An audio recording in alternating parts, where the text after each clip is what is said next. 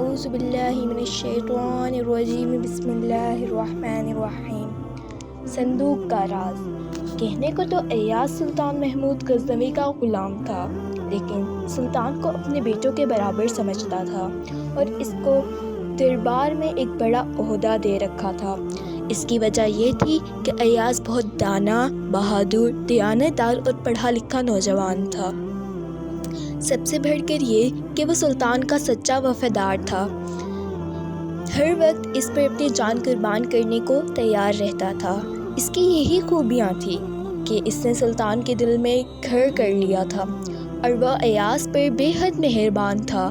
دربار میں کچھ لوگ سلطان کو ایاز پر اتنا مہربان دیکھ کر بہت جلتے تھے اور چاہتے تھے کہ کسی طرح اس کو سلطان کی نظروں سے گرا دیں، لیکن ان کو ایاز میں کوئی ایسی برائی ہی نہ نظر آتی جس کو وہ بیان کر کے سلطان کا دل ایاز کی طرف سے کھٹا کر سکیں۔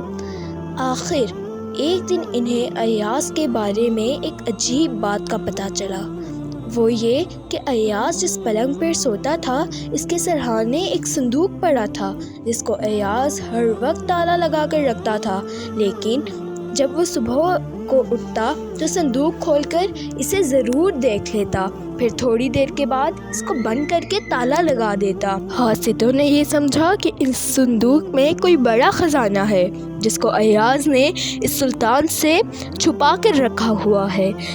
انہوں نے موقع پا کر سلطان کے پاس چغلی کھائی کہ ایاز نے ایک بڑا خزانہ حضور سے چھپا کر اپنے پاس رکھا ہوا ہے۔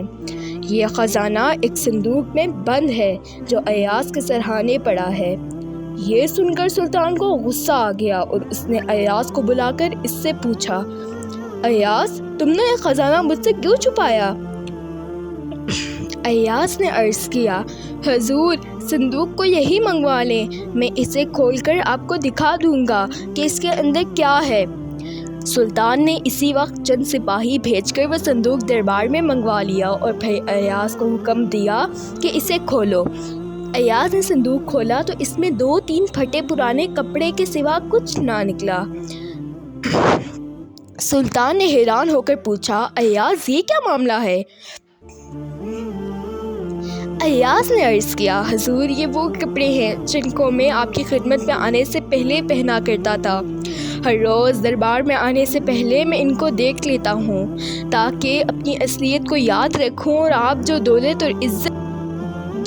اور عزت حضور نے مجھے بخشی ہے اس پر مغرور نہ ہو جاؤں اور دوسروں کو حقیر نہ سمجھنے لگوں۔